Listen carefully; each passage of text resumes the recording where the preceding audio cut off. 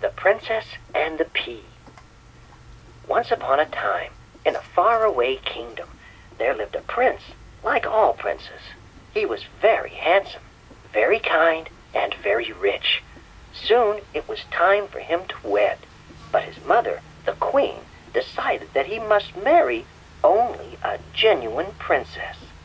"Nothing but the best for my son," she said, and she put an ad in the newspaper that read, "Princess wanted, must be beautiful and talented, but most of all, must prove to be a genuine princess. If you qualify, report to the castle at once.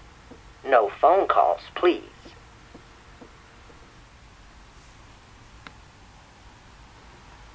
Young women lined up around the castle day and night, each one claiming to be a real princess. But the queen would always find fault. One after the other, they were disqualified. A year passed, and so far they had seen 556,000 girls, and still no luck. "Can you count that high?" "I'm sorry, son," said the queen. "Would you consider a puppy instead?" "Ah!" cried the prince. And so the search went on.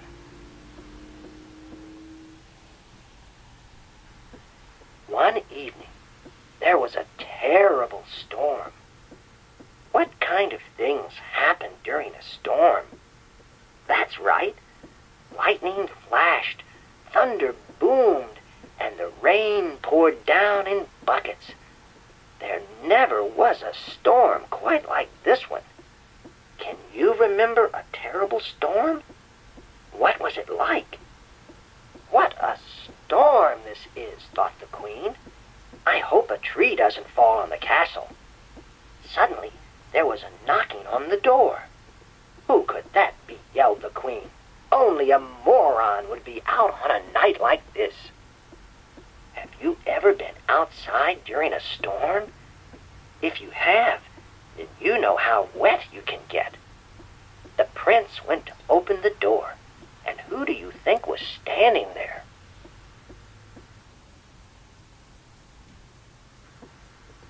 It was a young girl, and she was soaking wet. The water streamed down her hair and her clothes. It ran in at the toes of her shoes and out at the heels. She was a mess. "What can I do for you, young lady?" said the queen, and the girl pulled out a soaking wet newspaper. "I'm here to answer the ad, the one about the princess." "You, a princess?" roared the queen. "That's the funniest thing I've ever heard." "Oh, come on, Mama. Give her a chance," replied the prince. "I think she's kind of cute." The queen told him not to get his hopes up too high, because surely a pathetic creature like that could never be a real princess. "If she's a real princess," said the queen, "I'll eat my crown. What do you think?"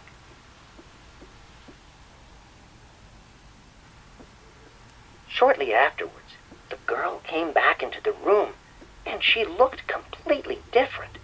First of all, she was dry, but that wasn't all. She had a wonderful face with mint green eyes, a small little nose, and a rosebud of a mouth.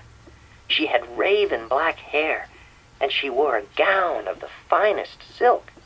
She was as pretty as a princess. The prince couldn't believe his eyes. Even the queen was taken aback. "Let us begin," cried the queen, and by the look in her son's eyes, she knew she was going to have trouble. The first part of the test measured the girl's gracefulness. "If you are a real princess, you will be able to walk up and down the steps, balancing an apple on your head," said the queen. And what do you think happened? Not only did she walk up and down the steps, she did it with one eye closed. Then she did it hopping on one foot. And then she did it with 2 apples, and then with 3. Show off, thought the queen. But the prince said he had never seen anyone as graceful, and surely this girl must be a princess, or a circus performer, quickly added the queen. The next part of the test was based on talent. What do you have prepared for us, my dear? Said the queen. A little song, a dance, or perhaps you play a musical instrument. And what do you think happened? Why, the girl did all 3.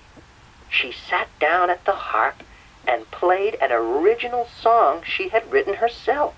And not only did she play it, but she sang it as well. And her voice, it was like that of a nightingale. And then, while one hand played the harp, the other hand reached out and played the piano. She was playing both instruments at once, and when she finished the song, she got up and twirled around the room, moving faster and faster until she was spinning like a top. Now that's what I call talent. Bravo! Bravo! Yelled the prince. Even the queen had to applaud. Not bad, my dear, admitted the queen. But when I was your age, I could play twice as many instruments and in twice the time. But not bad. Not bad at all. The third part of the test was based on the princess's intelligence, and the queen thought of the most difficult question she could think of, and the girl answered it before the queen could finish asking the question. She won! She won! Cried the prince. Let everyone know that we are to be married. Not so soon, my son, said the queen. She only passed the first part. If she passes the next test, then she is truly a princess. What do you think? Is she a real princess? Will she marry the prince? The prince asked his mother what the next test would be, but the queen would not tell. Then she went to her room to plan the final test. What do you think the next test will be? The queen went to the bedroom where the princess was to spend the night, and then she took off the mattress and the sheets and the blankets. What do you think she was up to?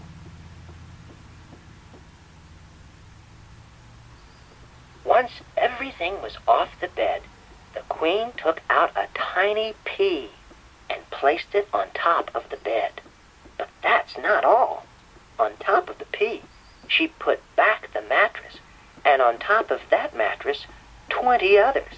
And on top of the 20, she put 50 quilts, and on top of the quilts, 30 pillows stuffed with goose feathers, and on top of that, 5 more mattresses. She piled the bed so high, it nearly reached the ceiling. Then she thought, the one true sign of a princess is sensitivity.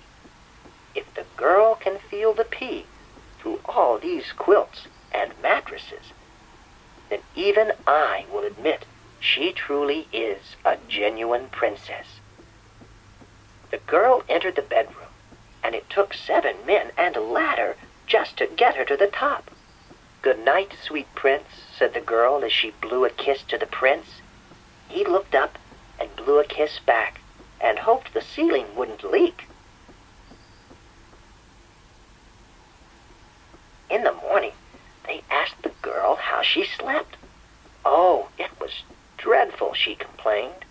I hardly slept a wink all night. What could be wrong?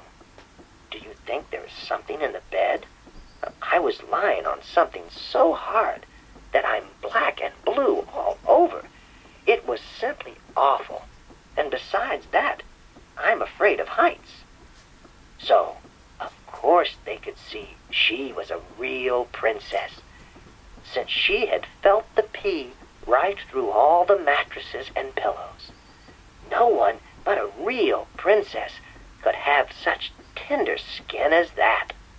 So the prince took her for his wife, and there was a great celebration that lasted for many days, and everyone was there, everyone but the queen. You see, she was too busy eating her crown.